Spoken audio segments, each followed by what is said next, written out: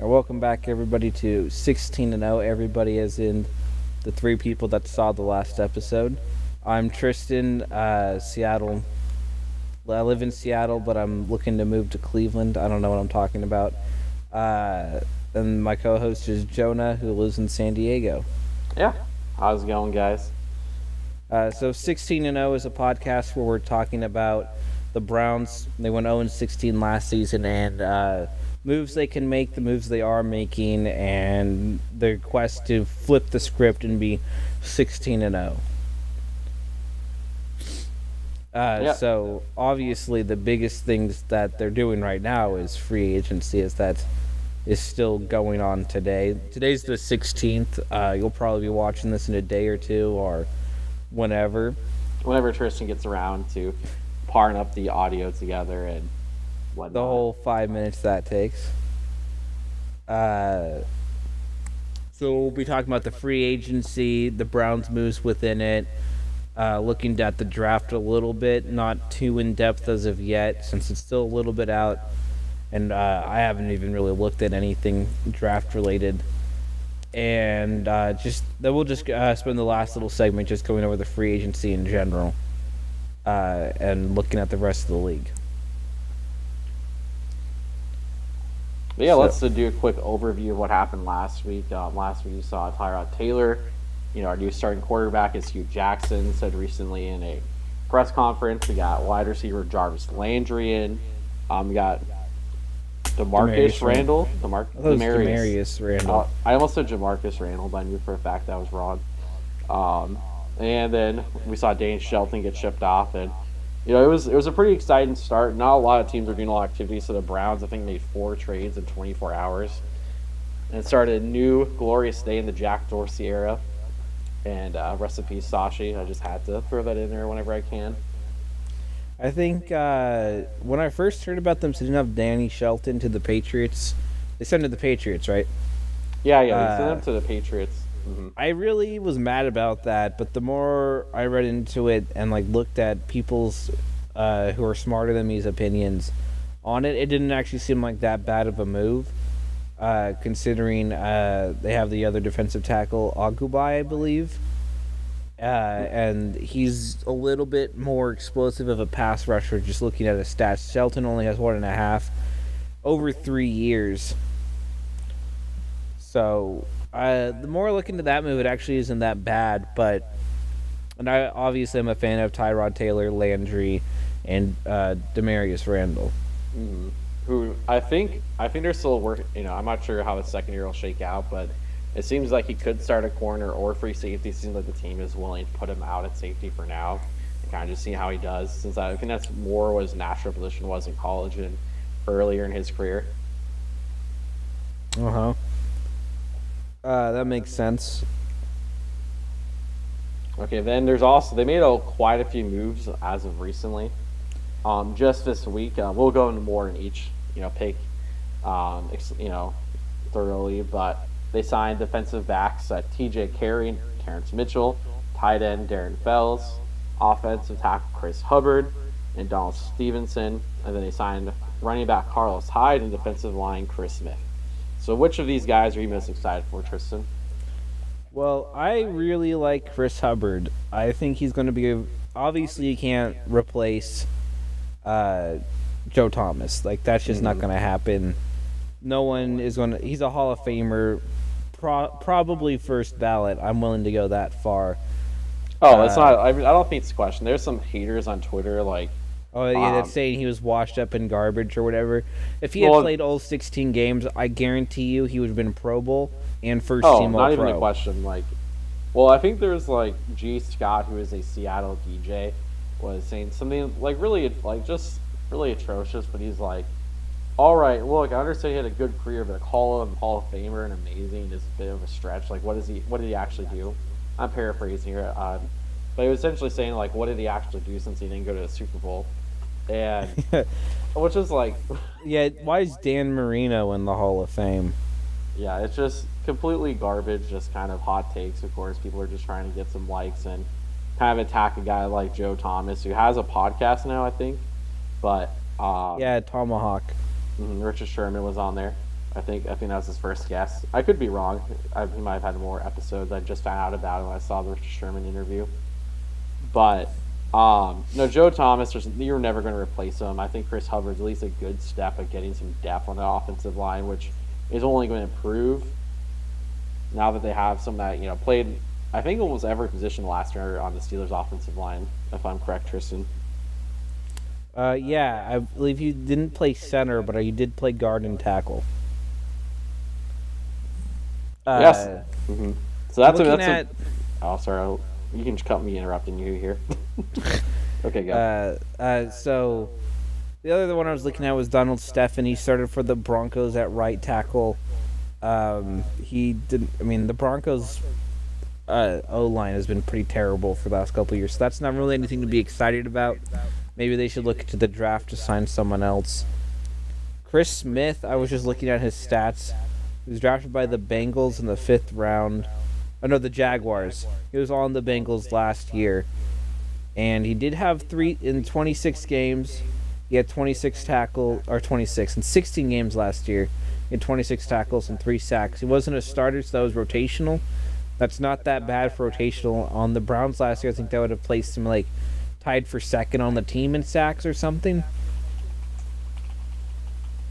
So not a bad sign. I mean, that sounds a good pickup. Sounds like, especially now that Daniel Shelton got shipped off, and a defensive line. The more guys you can have to kind of get after the quarterback and just kind of stuff and run, the better. You can never have too many defensive linemen, and you can never have enough pass rushers. Yeah, I just see with any team that makes a playoff push, like Saxonville or the Eagles, just having that rotation where you can have sub guys in and out is usually what puts teams over the top. Yeah, obviously Myles Garrett and Emmanuel Ogbah are going to be the 2 starters, but having the rotation, as you were saying, be able to take Myles Garrett out for a couple snaps, gets him breath, and he comes in and cleans up the drive or whatever. It can really help a team. And then if anyone gets injured and needs to miss a game or miss a quarter, you have that dependable guy that you can just slide right in. Okay, well, and obviously we were not going to go over this and not talk about Carlos Hyde, which a lot of people have different opinions on Carlos Hyde. I think Carlos Hyde has been at least a league average running back I think has a lot of potential in this offense, especially when you pair him up with Duke Johnson. Well, the biggest thing that I saw about that is that Carlos Hyde has been the most effective running out of shotgun. Tyrod Taylor has taken almost all of his snaps and been the most effective out of the shotgun. So if you put these two guys together who both thrive in the same formation, you generally, when teams switch to certain formations, like this was a problem back with Adrian Peterson in Minnesota, is they only went to certain formations because Adrian Peterson ran the best out of them, so teams would know this is going to be a running play. And obviously Adrian Peterson was just so good it didn't really matter that they knew that. But having that ability to be able to switch to shotgun and they don't know what's coming at them, it could be a run, it could be a pass. So you can hit him run it twice, hit him with play action, and pick up 20 yards, or the other way around. I think that's going to be a really big thing for their offense. Mm-hmm. And, I mean, Carlos Hyde, he can catch the ball.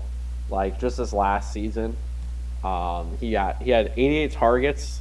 So he had 59 catches on 88 targets, which of a catch percentage of 67%, which isn't, like, super glamorous, but he, 350 yards. He had a career high this year, and he had a career high in rushing in carries. And I think the 49ers, Carlos Hyde, especially when Jimmy Garoppolo got added in, became a pretty big factor in their offense.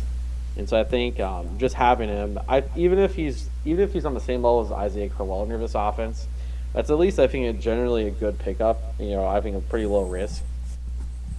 Yeah, they did give him a fair bit of money, but I don't think the Browns have enough of a cap where they don't need to really start worrying about that too much yet, but it's something they need to not do forever. Yeah. My other concern with him is durability. He's missed a lot of games in his career. Last season, first year, he was healthy for a full 16, so that's good to see at least. But also, statistically, it was his worst year. It was his worst year, that is for sure. Yeah. in terms of first downs and yards per carry. Yeah, so last season, 2016, before he got hurt, he was, on pace, break. Well, I mean, he had his highest rushing yards in 2016, Despite and carrying the ball, mhm. was that 23 less times? Yeah, 23 less times and more yards, and so you're talking about going from 4.6 yards per attempt to 3.9 this last year, and so I think Carlos Hyde, he also got hurt a lot as a rookie, um, not necessarily rookie, but a sophomore season, I should say. And his sophomore season, he started 7 games, and I think he was doing all right. And he got hurt like halfway through the season, which was a huge bummer because the 49ers were really counting on Carlos Hyde from taking that job from Frank Gore. Yeah, which that's a whole different story about how they messed up the whole Frank Gore thing. But yeah, I think Carlos Hyde himself being on the team isn't a reason they shouldn't draft Barkley or draft any other running back. It's kind of like Latavius Murray last year with the Vikings. They signed him. Everyone was like, he's going to be the feature back. And then Dalvin Cook was sitting there, and they took him. Obviously, they don't cut Latavius Murray because Dalvin Cook gets injured in week 4, and they're going to need him for the rest of the season. So I'm saying draft another running back, but keep Hyde and Johnson on the roster. They have the space, and 3 running backs isn't that big of a deal. No, I don't. I don't. I definitely do not disagree with you on that. I think it kind of makes the running back position not like the number one priority going forward. I think it kind of because this is such a loaded running back class. There's it's with the Browns having as many second round picks they have, they can kind of wait and kind of grab one later in the draft. Because you're talking about guys like Ronald Jones the second and Rashad Penny that you can go in the draft without getting Geis or Barkley and do really well for a team.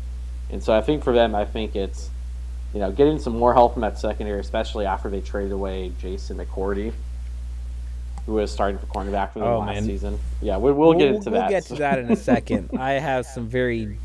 You got some takes. I got some takes on that. So real quick, the cornerbacks. Either Terrence Mitchell was the one that came from the Raiders, right? I think so. I'm pretty sure. I think signing any Raiders defensive back from last season is a terrible, horrible decision, and they shouldn't have done whatever that idea was. I know Terrence Mitchell was the one from the Chiefs, so he has the Dorsey connection. So that means it was T.J. Carey from the Raiders. Oh, okay, that sounds more correct. The Raiders didn't have an interception all year until they signed Navarro Bowman, and Navarro Bowman got the first pick for the Raiders of the year. How many interceptions did the Raiders end with? I don't know, but I'm sure it wasn't a lot. No, it's the Raiders' defense has been pretty lackluster. Besides the obvious. Yeah, I think Jack Del Rio's defense was just not great for NFL. So hopefully, T.J. Carey, on a new city can do well. But I think Terrence Mitchell was a starter for Kansas City. So just more. He was, but they benched him multiple times. Did they really? They benched him. Well, Kansas City's defense was actually kind of really bad last year. They ended. And it's going to get worse too, because after they traded away Peters. They ended up with 5 interceptions. The Raiders did. 5. That's 2 from Sean Smith, 1 from Bowman, 1 from Carl Joseph, and 1 from Reggie Nelson. None from T.J. Carey, who it looks like started the whole year. They had as many interceptions in one season, than Nathan Peterman had in 2 quarters with the Buffalo Bills.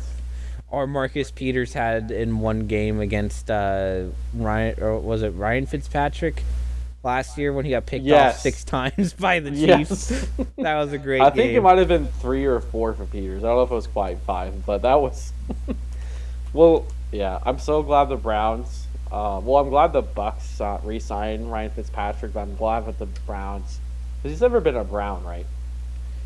I don't think so. The journeyman QB has never made it to Cleveland, and so that's a good person to. He's been on the Rams, the Bengals, the Bills, the Titans, the Texans, the Jets, and the Buccaneers. So that's almost half the NFL.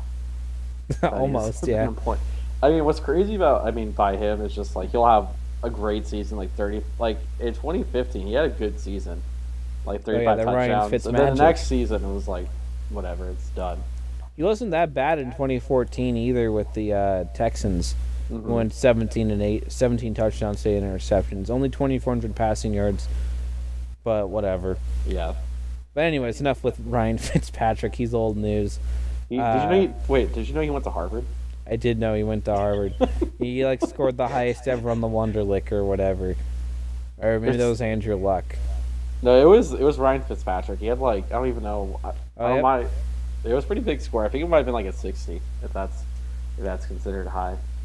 he got a 49. 49. Okay, well I wasn't Oh, no, he incredibly scored a far. 48. 48. I know Andrew Luck had like a 42, right? Yeah. What? Oh, yeah. So whatever. He got a 48. Whatever. Mhm. Good for him. So moving on from terrible defensive backs they shouldn't have signed and probably aren't going to end up being any good. We already talked about Chris Smith, so I guess that goes to the players they cut. I'm looking over this list. I don't really see anyone shocking. Sammy Coates, I laughed so hard when they traded for him. That was a terrible decision. And I haven't even heard of anybody else on this cut list. They cut defensive back B.W. Webb, and they waived Ricky Alufla and Colin Bevels, Zach Banner, Joseph Cheek, Jeremy Cash, Sammy Coates, Trevin Hartfield, and Josh Rounds. I don't know who any of those guys are besides Sammy Coates. I So, think BW Webb um, had a lot of. I think BW Webb had a few interceptions of the Browns last season. I think. let me check. I have their defensive stats up. I could be totally crazy, but I think he had a couple. I don't see him even on the stat sheet. It might not be an abbreviated name though.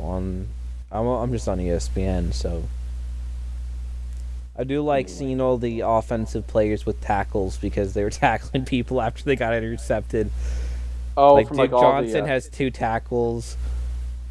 Well, when we were talking about Marcus Peters in our brief journeyman QB segment, I was wondering whether or not Kaiser ever threw that many. I think he's thrown at least 3 in a game. I mean, we could check. Kenny Britt had a tackle. J.C. Treader had 2 tackles. The center. Wow, let's go get him. I know, right? It's just a lot of stuff like that. Deshaun Kaiser, or not Deshaun, David Njoku got a tackle as well, and you can tell that even Njoku and J.C. Treader's tackles aren't special teams. David Johnson's might be. Hmm.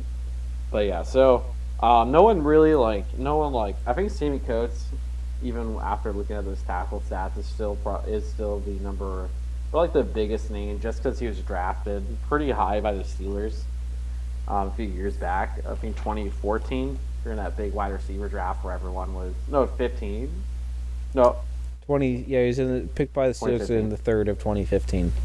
Yeah, and that was a draft a lot of teams. I remember the Seahawks. I wanted him. I foolishly wanted to draft Sammy Coates. I mean, it's not like he's been terrible. He's had a good season. It's just he's just been injured nonstop since then, and you just kind of have to call it quits at some point. Hmm. I do like how if you go to his ESPN page, it has the Browns background and he's wearing a Steelers beanie. You see that so many times when like a player gets signed somewhere. Like Alex Collins on the ESPN Fantasy app all season had him wearing his Seahawks jersey, even though He's had on the started Ravens. Yeah. It's blue. It's the same thing, or purple, or whatever you want to call it. Fun fact: when I lived on the East Coast, a lot of people got the Seahawks and Ravens mixed up, and it was really embarrassing. Yeah, weird. Joe Thomas retired. We talked about that a little bit earlier. Obviously, that sucks for the team. He didn't miss a single snap until this season. That is insane. That is never. been done It'll before. never be Like, that'll probably never happen again. no, like that's. I mean, it's absurd. Like that should never happen. But like, I mean, you're talking about a guy who could have gone anywhere. Literally any team would have traded multiple first round picks for him, and he's like, no, I'm not leaving. I don't need a. I'm not going to go somewhere and make a cajillion dollars. Like he was well paid in Cleveland. They treated him well in the organization. May have not treated all of their players well, but Joe Thomas, he's a family man. He's like, no, Cleveland drafted me. This is my home. I'm not leaving. Yeah, he's only a 10-time Pro Bowler and a 9 times All-Pro, 7 of those being first team, 2 of those being second team. So obviously he was at least above average. Obviously that's a joke. Yeah, Sorry, this is a guy that I would have been laughing, but I took a sip of my beer at the wrong time. Oh. Yeah, this is probably the most home run hit the Browns have made as a franchise pick in the draft ever? Question mark. Besides Jim Brown? I would say that is. I would say you are 100% correct. I think Joe Thomas will be a Browns legend forever, and I hope they bring him back on the coaching staff, or like just make him the spokesperson. This is something that only a few people have ever seen, but he has a kind of a show he used to do called the Joe Thomas Hour. The Joe Thomas Hour. It's on it's all on YouTube. The most viewed one has 45,000 views. Most of them hover around 5,000 to 8,000. They're pretty funny. He has a Christmas special, which was pretty hilarious. He gives a bald guy a comb, shit like that. It's pretty good. That's pretty great. I hope if anything, I hope they pay him just to come and keep doing the Joe Thomas Hour, because as one of the 5 people who watched it, I enjoyed it. Well, I bet he could become a game day color analyst on the radio. Oh, maybe. Go the Tony Romo route. Tony Romo of radio. Let's make it happen. Yeah, well, all of our followers on Twitter start tweeting that, which is one guy. So, we got an army. There are dozens. But hey, our one of us. Follower has almost 1,200 followers. Look, you know what? He has such a clout that it's unmatchable, and that's really going to bring change in the city of Cleveland. All right, let's move into our next segment. We're going to talk about go over the draft. And I think we talked a little bit about before. I think obviously the Browns should take a quarterback early, either with their number 1 pick, or maybe even either picking at 4 or even trading down just a little bit. I think Minkah Fitzpatrick I think might even be the Browns' number 1 priority in the draft. Now that Hugh Jackson said at a press conference that Tyrod's a starter.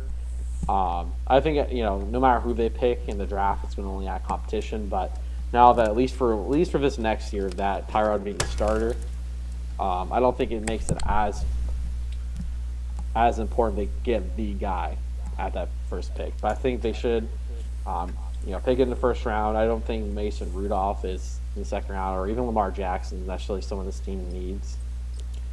Yeah, and I think that in this draft in particular, there's 4 guys really that could be the guy. And I feel like they should take the best player overall at first, whether you think that's Barkley, you think that's Chubb, you think that's a quarterback, you think that's Minkah Fitzpatrick, whoever.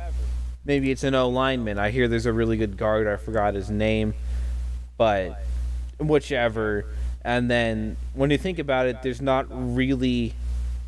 way for them to pick at 4th and for there to be no good quarterbacks left on the board. Even if the Giants and the Colts, for some reason, both draft quarterbacks, or maybe they both trade down, you still have 2 of the 4 left. Maybe maybe your guy is still there. Maybe they want Baker, or they want Josh Allen or Josh Rosen or whoever. They could still be Sam there. Darnold's the other one. Yeah, who is your quarterback? If you're John, if you're Dorsey, you got you're about to number 1 pick overall. Roger Goodell's waiting eagerly for you to chime in. Who are you thinking Baker Mayfield. Baker Mayfield. I completely agree with you. I think Josh Allen could, I guess maybe Hugh can develop him, and having you under Tyrod would be beneficial for him. I'm not too impressed personally by Josh Allen. I think he is probably the highest upside of any quarterback in this draft. I think when you just look at Baker Mayfield's production and just all his intangibles, I think he's the most accurate passer in the draft. I don't think it's particularly close. And in college, he had the highest passer rating ever recorded in NCAA history.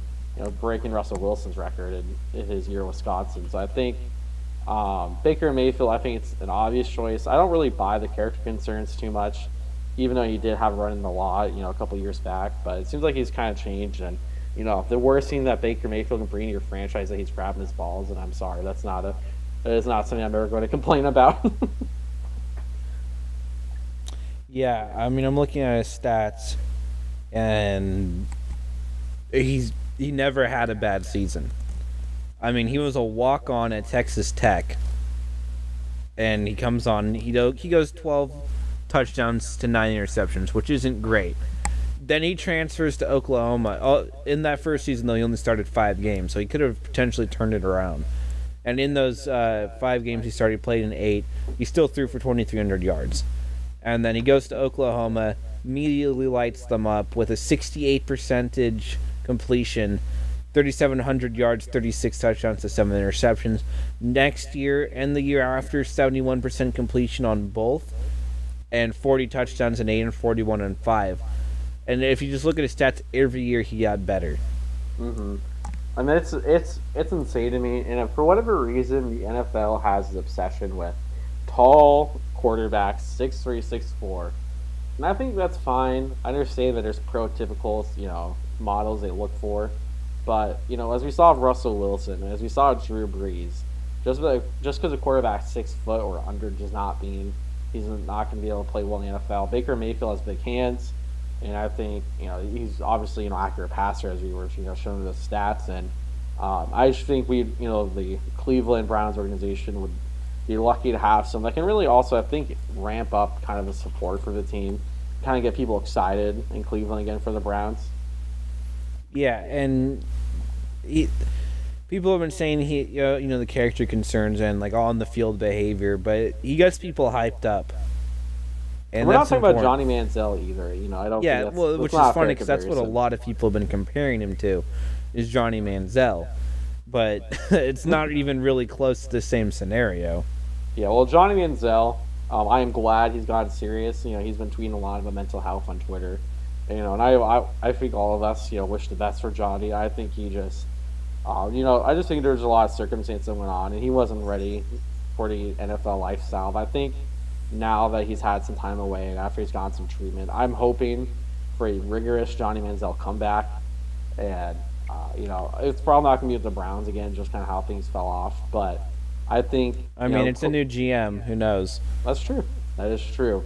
But Baker Mayfield, he had a couple run-in laws, but, we're not talking about a guy that's had a lot of character problems. And the only thing on the field, as I mentioned before, was the time when he was yelling at, some of the players from the other opposing sideline. I don't remember what game it was. Everyone knows about the moment I'm talking about.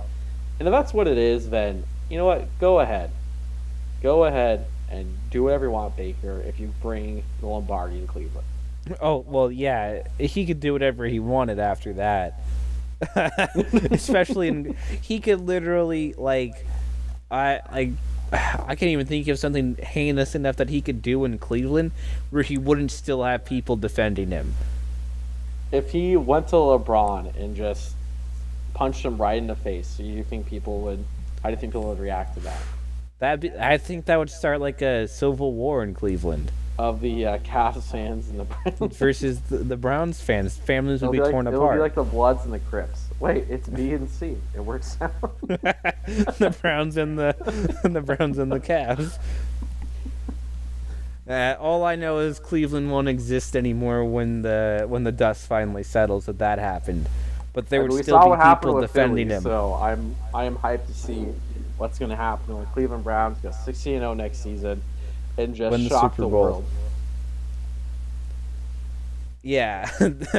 Oh, speaking of, I was going to mention this earlier. Johnny Manziel is going to be playing in the spring league, and I think that's going to be huge for him getting back in the league, as if he performs really well there. So, I two don't questions. really know the statistics on players who've done this. Excuse me, on players who have done the spring league and then made it back into the NFL. That's something I haven't. Well, this is the first time the spring league's been around in quite some time, right? I think so. I'm gonna watch it personally. I think it's gonna be live streamed for free. I think the game's on April 6th April 6th. or April Gotcha. 7th. When I are don't you remember. moving to Cleveland? We're thinking about moving to Cleveland sometime in probably August. So hopefully okay. maybe September. Maybe you'll go to well, if you get it in time, you can go to some training camps. Yeah, I'm thinking about getting some season tickets now. They're only $500 for pretty decent seats. Wait, really? $500? I know, That's- right? The Seahawks season tickets are like an arm and a leg to just get on the waiting list. The Seahawks tickets for a single game is $500 if you want to take a friend. My Right. dad, for 3 years, is on the waiting list to get on the waiting list for Seahawks season tickets. With Yeah. Cleveland, I imagine the season ticket process for the Browns is like they probably should have to triple check this is actually what you want. You're like, are you sure you aren't drunk? You want to just do this as a prank or a Please meme? breathe into this. Breathe into your computer microphone. Pee into this cup. Provide 2 forms of identification. Are you? Did you steal this ID? This identity? This is not a farmer's only registration. This is a serious commitment. Yeah. So I'm thinking about we're thinking about in September. that's We're actually pretty I'm cool. actually going to be there next month from the 9th to the 13th. So if Joe Thomas, if you hear this and you want me on the Tomahawk Hour, I'll be there. Probably won't hear this. You know But- what? You know what? That's okay. We'll start. I'm tagging thinking every about day. just like going to the Browns facility and just walking up and down the block and seeing if I can find anyone and interview seeing them. if Joe Thomas is just like hanging out, being like, "Hey, I'm Yeah, gone." just sitting there dressed up as a homeless guy, or maybe it was just a homeless guy. All right, let's go into some of the NFL free agency headlines. My boy, Obvious- my boy. Oh, god damn it! Yeah, we'll fix this. The biggest obvious one that you're never gonna ever finish hearing about is Kirk Cousins to the Vikings. I'm already bored of it, and it's been a couple days. It's been like 2 weeks that we all knew this was gonna happen. We all knew Kirk Cousins. Like the contract amount was a little bit lower than we all were kind of anticipating, but we He's all still knew he was- technically the highest paid. Yeah, I mean, he's the highest paid player in NFL history, I'm pretty sure. Well, just as far as fact is, he has the first contract as a quarterback to ever be fully guaranteed completely. So, like, right now, he is a very rich man, probably richer than I can ever hope and dream to be. Maybe the Vikings will sign our podcast to a $84 million fully guaranteed he's a- contract. He's an $84 million man. If they can even just give us, like, not even, like, practice squad money, I'd be pretty happy. Undrafted free agent money. Undrafted free agent money. No, what we need to be, it's not even that, it's rookie minicamp money. That we will convince the Players Association to get rid of the veteran minimum so you can pay us less. We'll be like, look, it's... We'll We're not try our even- best. We just won't be good no matter what. Drew Brees, no, not shocking to anyone, went back to the Saints. Case Keenum to the Broncos, which is, was met I think by a that's a lot good of fit. by everybody involved in that. Yeah, I mean, Case Keenum's, I think, is an all-right quarterback. I can't believe he's already 30. That's kind of crazy to think about. He is But- all right, and it's nothing really to be hyped about. It's not like signing Peyton Manning, which the Broncos fans just went through relatively recently. Well, I think the thing with Case Keenum, we'll find out, is it might have just been a Mike Zimmer offense thing. Because we saw Sam Bradford, who had been written off by the league, And he came multiple back times. in, set the And he record. had it like last season. The Vikings went 8-8. He had a 71% completion percentage. And this season he was, he only made one game, but like, Sam Bradford was an okay starter. About like top 15 starter with Mike Zimmer, and Case Keenum broke out, and so I think with the Broncos, we'll see how it works out there. But I think it's, at least if I'm a Broncos fan, I'm pretty hopeful, because better than, I'm sorry, Tristan, no offense to your boy Trevor Siemian, Who but got traded to the Vikings. Madden generated quarterbacks such as Trevor Siemian. Who did get traded to the Vikings, which Yeah.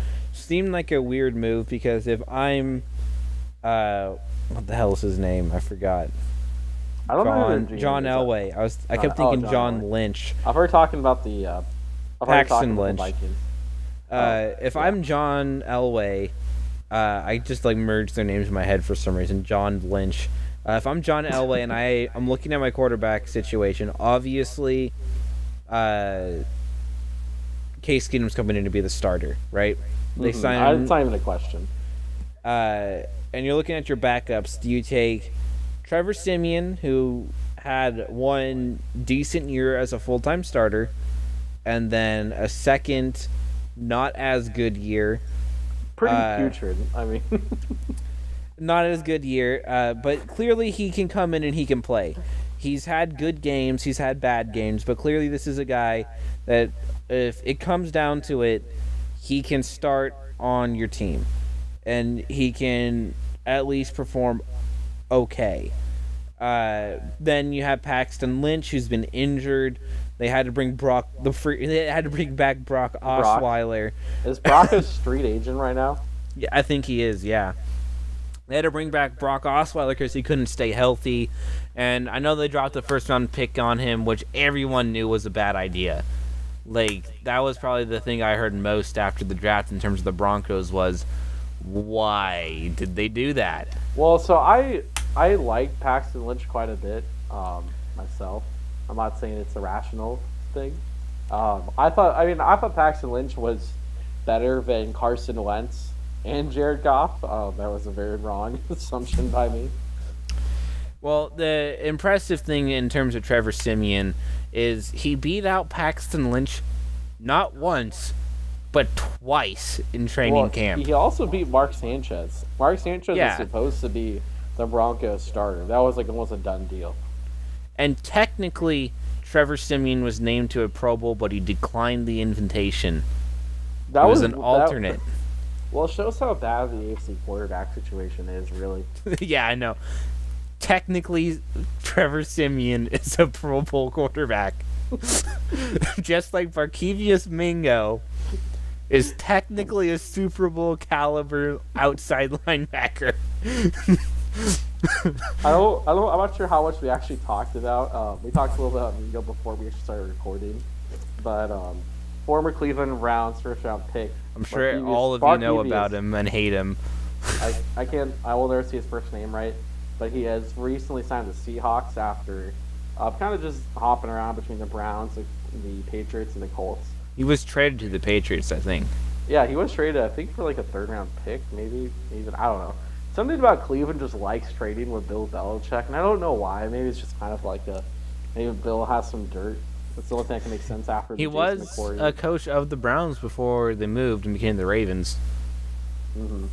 That is an astute observation. Yeah. And so Tremaine Johnson to the Jets. That's just another signing. The Jets.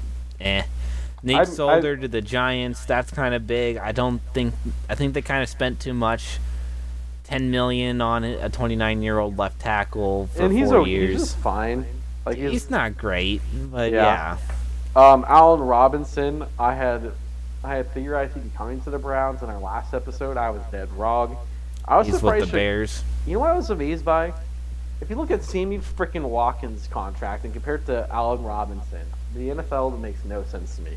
I don't understand how you can get in a bidding war over Sammy Watkins and make his value $60 million when he's never had a good season. And Allen Robinson, who had one insane season.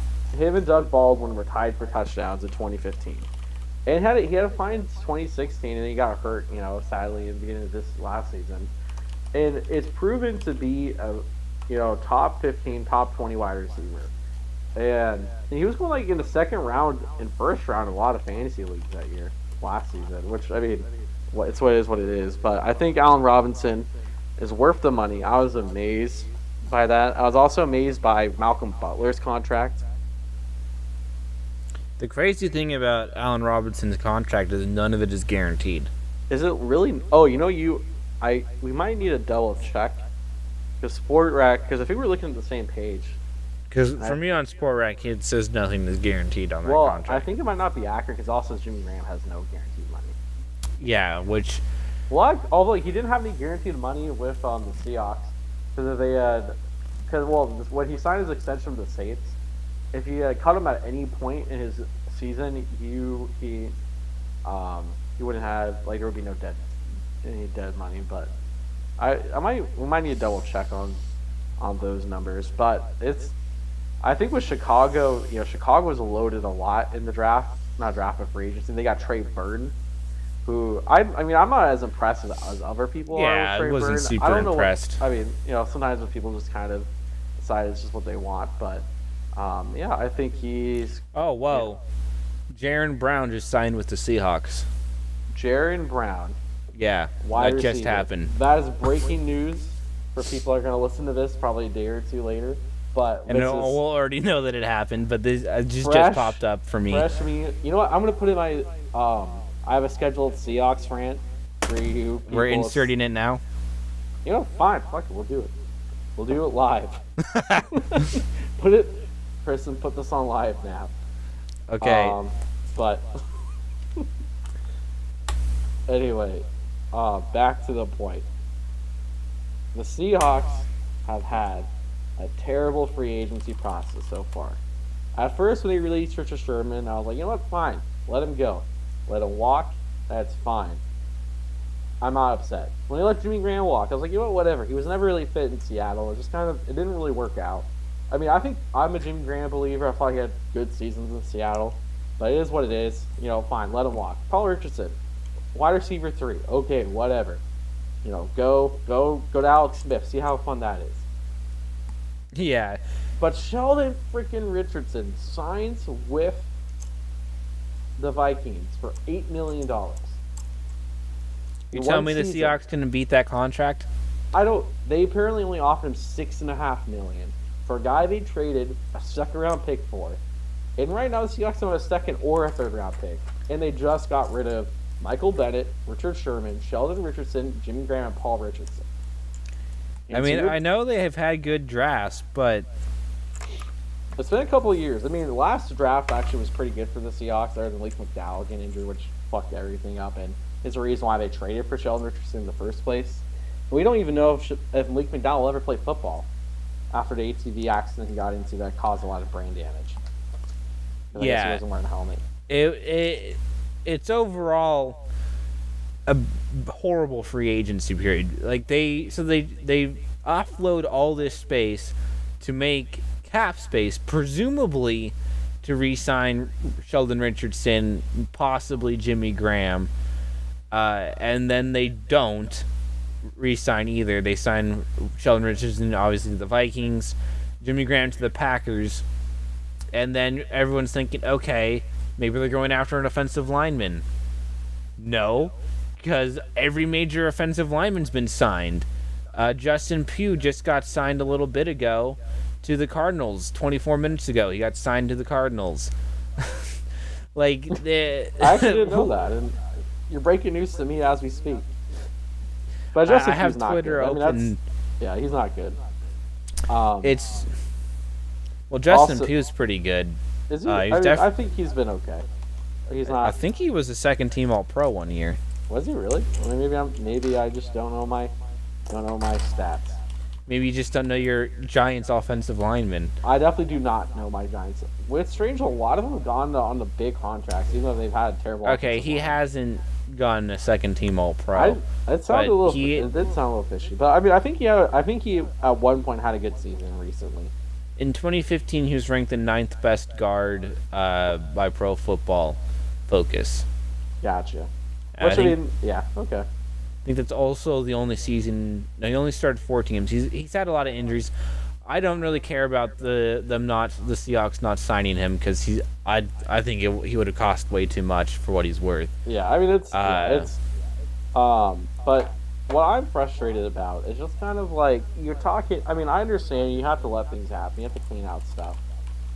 But oh my gosh, it's so frustrating that they let Sheldon Richardson go for $8 million when they should have signed him to 10 or 11 or even matched the deal and see if he'll play for another season in Seattle. Or just not have signed him at all. Well, yeah, I mean that would have been cut him. Well, yeah, like it's frustrating. And I know they've been working on an extension, and I'm like, Sheldon Richardson is a very unique talent. I don't think any NFL team has really quite figured him out yet, how to use him. But he's a good defensive lineman. He was a great defensive tackle. He had the most pressures, I think, for any defensive tackles in the league last year for Pro Football Focus. I think he had like 33 or 35. Well, no, he had the most pressures for only having 1 sack. So he had 35 pressures on 1 sack last year, if I remember correctly. So he was pretty close to getting another one. Yeah, I mean, a lot of it. I mean, there's really, like it'll help other guys get sacked, and he got held on a lot of plays too. But it's frustrating not because Sheldon Richardson walking, which is like he's an elite talent, and that sucks. But it's more just the fact they traded a second-round pick for him, and now we just get nothing. Well, they're in a rebuilding year. The Seattle Seahawks are. They are in a rebuilding year. And they now don't have a second or third round pick. They let a lot of their stars go. And I mean, I think depending on how the draft goes, they could be in the playoffs again. I still think with Russell Wilson and Bobby Wagner, and hopefully they keep Earl Thomas. There's a lot of rumors he can get traded, but as long as they keep those 3 guys, and Doug Baldwin as well, you're talking about a team that is still an above average team, and they have the talent to make it. Russell Wilson, I think, is top 5. I personally think he's the 3rd best quarterback in the league. So I think it's going to be okay. Probably, I believe in Pete Carroll and John Schneider, but gosh darn it, I am mad. I think that the way for the Seahawks to get back to the playoffs is draft whoever the best offensive lineman is in the first round. Don't trade back.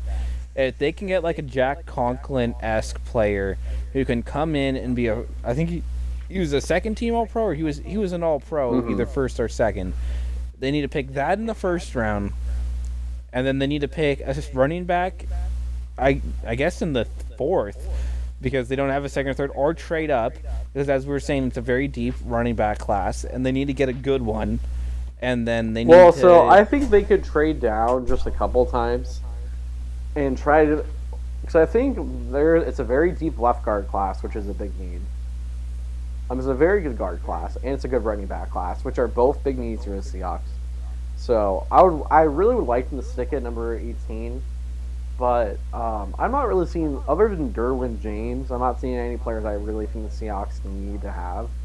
And so if they can either trade Earl Thomas and just kind of actually work on rebuilding, or just trade down from the first pick to either from 18 from the late first round or early second round, and then just kind of keep trading, trade down until they have at least a second or third, and get a left guard or running back, and then get some kind of defensive lineman. I think those are the 3 biggest needs in the draft. I'm not too worried about Shaquem Griffin. Shaquem Griffin is a must-have for me. I would love to have Shaquem Griffin. If the Browns, they got lots of picks, so I think the Browns really need to ace this draft. So we're probably going to call this here because I got to go to work. But okay. I think so. For next week, we are going. When's the draft going to be? It's still about a month out, so we might hold off our draft boards for another week, maybe 2 weeks. But let's set aside some time each this week to watch the preseason. Either just highlights or try and watch the games, and then we'll go over the preseason last year, and we'll start going over our year in review, and we'll wrap up free agency because it should all mostly be done by then. Yeah, so this like wave one is about ended. You still have a Sue, Nadamikon Sue. I'm never gonna say his name right. If I'm making something, I'm saying Donkey Kong. That's not his name. Sue, there's almost every team is pretty much has a claim on him from what it sounds like. It sounds like the Saints and Seahawks are the two most likely teams right now for Sue to land.